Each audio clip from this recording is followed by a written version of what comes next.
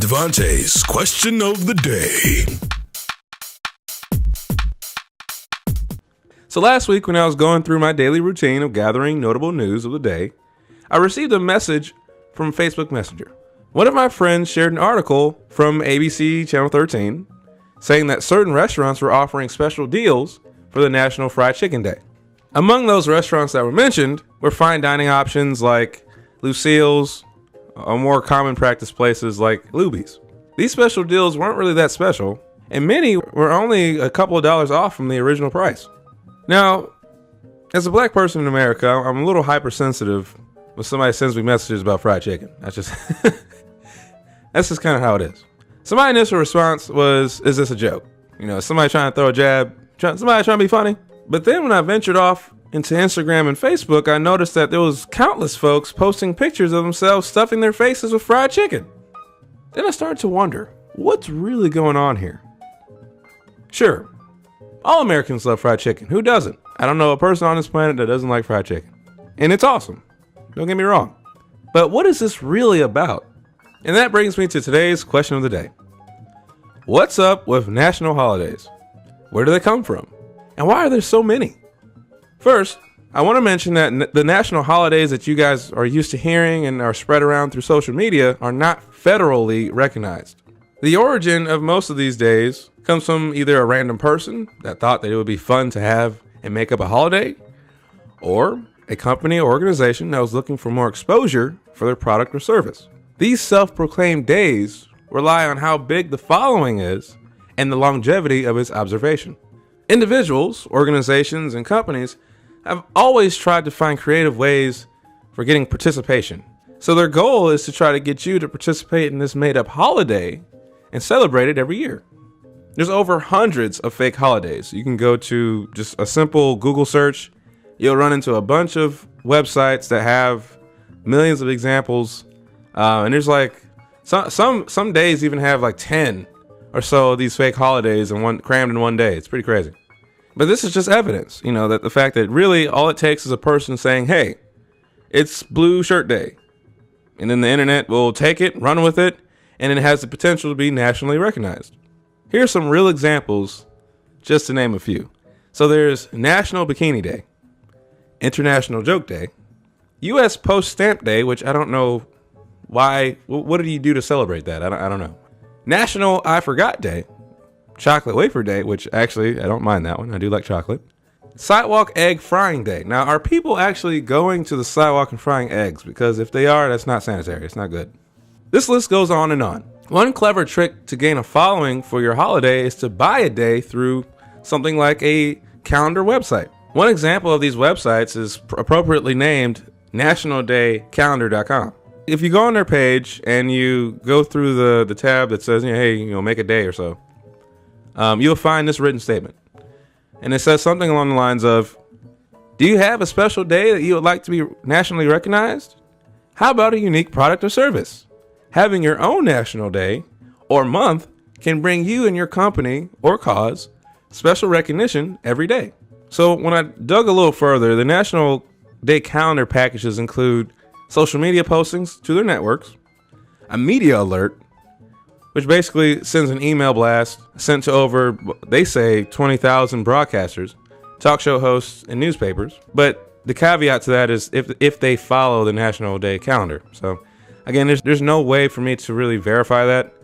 But on top of that, it also includes inclusion to their daily radio update, heard to what they say hundreds of radio stations in the U.S. And they also say that the more information you provide, the better it helps authenticate the holiday to the media outlets. And so if you make up some backstory about this day of yours, and it makes it seem more legit than what it actually is. So what just leads me to the next kind of idea to this whole story here is media coverage. It's no surprise that most successful fake holidays are ones that are pumped out by social media outlets or media outlets as a whole. And it was interesting because I saw local news TV stations talking about National Fried Chicken Day on their newscasts, even going as far as having some company's chicken product on the news desk at the end of the show. You know, at one point, I thought things like this would have been ruled illegal by the FCC, but I guess that's not the case now. We're openingly just advertising this chicken company. Like, hey, this chicken company brought us chicken this morning, so we're going to be advertising it to you guys today. But kind of adding to that, you know, I don't see the purpose of this day beyond the promotion of fried chicken sales. You know, and maybe it's, you know, I don't know. Now, for those who have been following me for a while, you guys will be very aware of my disdain towards local and national news. You know, my background came from news, but it kind of strayed away from, I guess, what I grew up with and the things I was taught back in school. As it deteriorated over the years, it kind of broke my heart, and I'm like, I can't anymore. Anyway, and I would love the opportunity for an executive producer from either one of these stations, have them try to explain to me how something like that is considered news. I mean, I've even seen packages over these national holidays, and it's like, why are we doing this? Like, why is there a package about a day that's not legit, and why is there fried chicken at the desk, and you telling me to eat fried chicken? Like, what's going on here? But then again, we're living in 2017, and in today's age, anything can be considered news now. Now, to be fair, I do need to put a different perspective on this to kind of help bring balance to the discussion. So there was this guy named John Brian Hopkins.